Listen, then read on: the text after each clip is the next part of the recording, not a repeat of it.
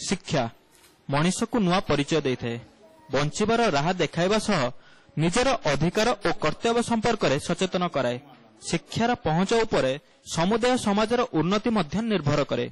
आमर आधुनिक पीढ़ीर उन्नति मध्य शिक्षार प्रसार उपर निर्भरशील। तेबे शिक्षार प्रचार प्रसार और व्यापकता बण जंगल और अपहंच दूरतार थिबा गरीब आदिवासी हरिजनक निकट में पहुंची पारि नाही। एहार कारण और वास्तव स्थितिर आकलन पई सहज टीवी टीम समीक्षा करिछि शिक्षा क्षेत्र में कलाहांडीर स्थिति संपर्क में। तुम स्कूल पढ़छो? एबे नहीं पढ़बाना। केते क्लास तक पढ़थिलो? 5 पर का छाड़ दलो? ये 6 बाद के छोड़ देली। घर लोग पाठ पढ़ा के मना कले के? क्या बोले? ये चल चोरा वाली। कलाहांडी समग्र देश में एक पछुआ एवं अनग्रसर जिला भावे निजर परिचय सृष्टि करिछि। एथिरे समस्ते एकमत हेबे।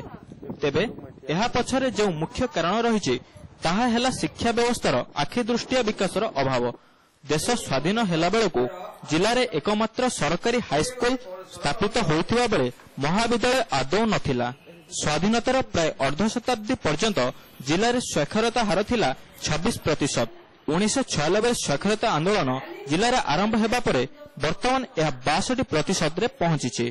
तेबे साक्षरता आंदोलन कार्यक्रम सर्वशिक्षा अभियान शिक्षक तालीम आदि व्यवस्था जिलार दुर्गम और आदिवासी हरिजन अध्युषित अंचल में यथेष्ट भाव पहुंची पारि नहीं। मध्याह्न भोजन मागणा पोशाक हॉस्टेलर सुविधा छात्र छात्री मानकु सप्तम श्रेणी पर्यंत अनेक परिमाण आकृष्ट करिछि। मात्र हाईस्कूल स्तर में यह सुविधा यथेष्ट होई नथिबारु सप्तम पर विभिन्न स्कूल में पाठ छाड़ुवा पिलांक संख्या मध्य शिक्षक मानकु विचलित करिछि। एही जिल्ला रे अनेक पंचायत रे स्कूल नाही तो से पिला माने निश्चित भाव शिक्षार वंचित होइचंती। तो ता पई कोनोसी प्रकार स्कीम मध्य सरकार पाखरे नाही। एवं देखुथिबे जो ब्लॉक ग्रांट स्कूल गुडाक अछि सेठी शिक्षक माने 1500 टंका पाउथिले वर्तमान 40% को रेज हेछि सेटा। तो 5000 टंकार गोटे दिन मजूरा 3000 टंका पाउछि एवं गोटे शिक्षक जदि 5000 टंका पाइबो तार मानसिकता कोन हबो। दुर्गम एवं आभ्यंतरीण अंचल में हाईस्कूल स्तर को अधिक छात्र छात्री न आसिबार अन्य एक मुख्य कारण हेउछि दारिद्रता।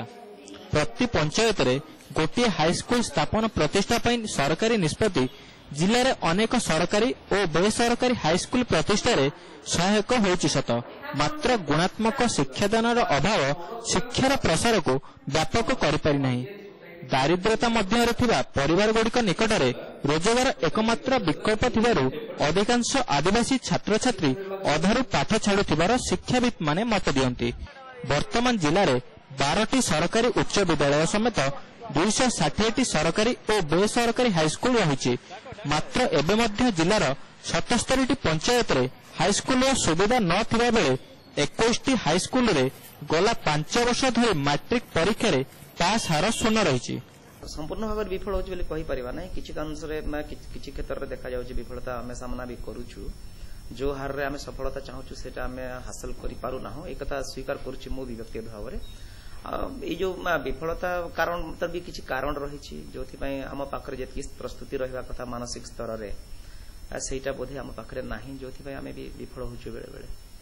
उच्च शिक्षा क्षेत्र में कलाहांडी राज्यर अन्यतम पछुआ जिला भाव चिन्हट होइछि। जिले में एकमात्र सरकारी महाविद्यालय स्थापित होइतिला 1962 मसीह। उच्च शिक्षा क्षेत्र में एपर्यंत कौनसी वैश्विक विद्यालय जिले में स्थापित हो पारि नाही। जिले में मोट 42टी सरकारी और बेसरकारी कॉलेज रही। हेले अधिकांश क्षेत्र में शिक्षकों अभाव एवं भित्तिभूमिर अभाव उच्च शिक्षार स्थिति को विपर्यस्त कर देछि।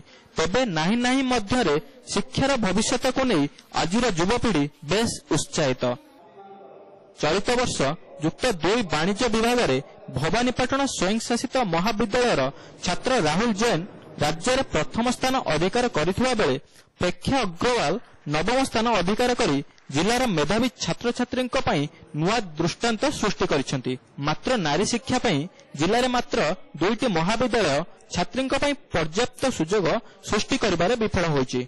छात्र छात्री उच्च शिक्षा शिक्षा निमंते जहाँ तांकर प्रोत्साहन निमंते जहाँ जहाँ नूतन नूतन सब्जेक्ट थिला धीरे धीरे अध्यापक पदवी खाली पड़िथिबा जो वर्तमान से बहुत सफर होउछंती 85 जन अध्यापक स्थान रे वर्तमान 34 पदवी खाली पड़ी भूगोल इतिहास बोटनी जूलॉजी केमिस्ट्री इंग्राजी एगुड़ा विभाग जड़े दि जन अध्यापक कोटा खाली भी पड़ी तो बहुत सफर होउछंती वर्तमान पिला।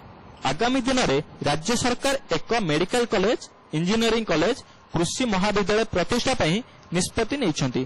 तेबे वैषयिक ज्ञान कौशल शिक्षा शिल्पायन पई एक जरूरी आवश्यकता होइतिबारु एही निष्पत्ति तुरंत कार्यकारी होई पारिले शिक्षार भित्तिभूमि जिले में व्यापक होई पारिबो।